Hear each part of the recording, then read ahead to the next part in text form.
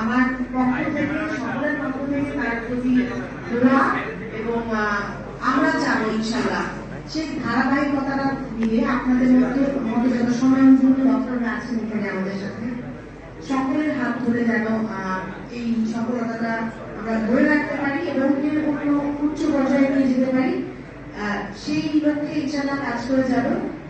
আপনারা জানেন আমাদের মাননীয় প্রধানমন্ত্রী তারেক রহমান আমাদের বাংলাদেশ জাতীয়তাবাদী দলের সরকার প্রত্যেকে একটা লক্ষ্য বা উদ্দেশ্যে কাজ করে যাচ্ছে, যেটা এখন সর্বোচ্চ প্রাধান্যের জায়গায় আছে স্বাস্থ্যসেবা এবং স্বাস্থ্যসেবায় সর্বোচ্চ বরাদ্দ বিগত বাজেটে নিশ্চিত করা হয়েছে এবং এখান থেকে আমরা বুঝতে পারি যে সরকার আসলে মানুষের জনগণের কল্যাণের লক্ষ্যে সেই লক্ষ্যেই কাজ করে যাচ্ছে এবং সেই উদ্দেশ্যে কিন্তু এই বাজেট বরাদ্দ করা।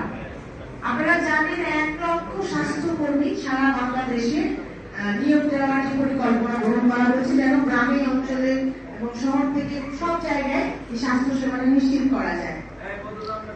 এমআর খান হসপিটাল এবং স্বাস্থ্য সেবা ফাউন্ডেশন সম্পর্কে যদি বলি, এমআর খান হসপিটাল এর মতো আসলে স্বাস্থ্যসেবা নিশ্চিত করা ইনফ্যান্ট যারা একদম শিশু থেকে শুরু করে তাদের জন্য এটা কিন্তু বাংলাদেশে না আমি বলবো ঢাকাতেও অভ্যন্তর, যেটা অনেক বেশি কষ্টের সম্মুখীন আমাদেরকে হতে পারে।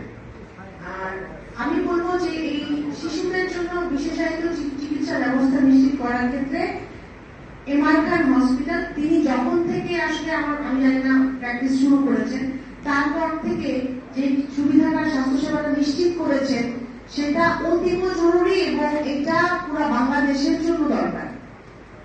সেই জায়গা থেকে যদি আমি বলি আমাদের দেশের জিডিপি বরাদ্দের এখন 1% বেশি, ইতিহাসের সর্বোচ্চ বরাদ্দ এসছে জিডিপি।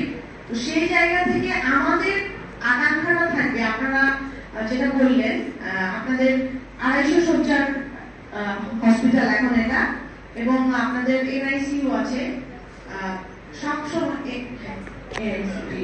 পিআইসিইউ সব আছে। এই যে সুবিধাটা নিশ্চিত করে এটা কিন্তু আমার মনে হয় যে আমি 10টা হসপিটাল যদি ধরি ঢাকা জোনের 10টা হসপিটালের মধ্যে 2টা হসপিটালের মধ্যে আছে, বেশিরভাগ হসপিটালের মধ্যে নেই।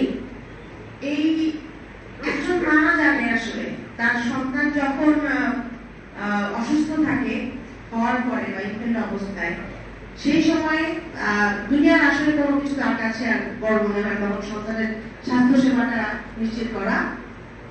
এইটার মধ্যে দিয়ে আমাকে পার করে আসতে হয়েছিল। ছোট করে একটু বলি, আমার ভাইকে যখন তুলে নিয়ে যাওয়া হয় স্বাস্থ্য সম্পর্কে 2013 4 ডিসেম্বর, তখন আমি প্রেগনেন্ট ছিলাম। তো আমার একটা প্রিম্যাচুর ডেলিভারি হয়, অনেক কঠিন সময় পার করতে হয়েছিল। তো আমার মেয়েকে তখন যে হসপিটালে আমার মেয়ে হয়েছে সেখানে এনআইসিইউ ছিল না, তখন আমার মেয়েকে আরেকটা হসপিটালে শিফট করে এনআইসিইউতে রাখা হয় 15 দিন।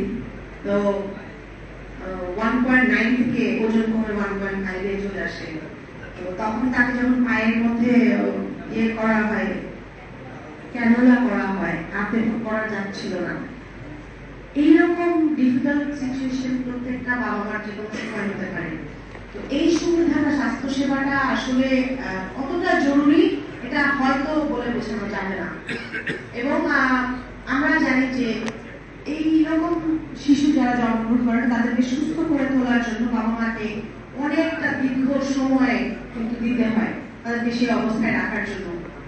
এবং আমরা চাই এমআর খান হসপিটাল এবং এই স্বাস্থ্য ফাউন্ডেশন আমাদের যারা সম্মানিত ডাক্তাররা এখানে আছেন আপনারা এবং ব্যবস্থাপনায় যারা আছেন আপনারা অত্যন্ত দক্ষ এবং এই হসপিটালের অত্যন্ত সমৃদ্ধি এই জন্যই চাই কারণ শুধু মিরপুর না, আমরা চাই আমাদের 8টা বিভাগে যেন আমরা এই হসপিটালের মতো করতে পারি ইনশাআল্লাহ সরকারি সহায়তার মাধ্যমে। সেই জন্য ইনশাআল্লাহ সেই লক্ষ্যে আমরা কাজ করে যাব।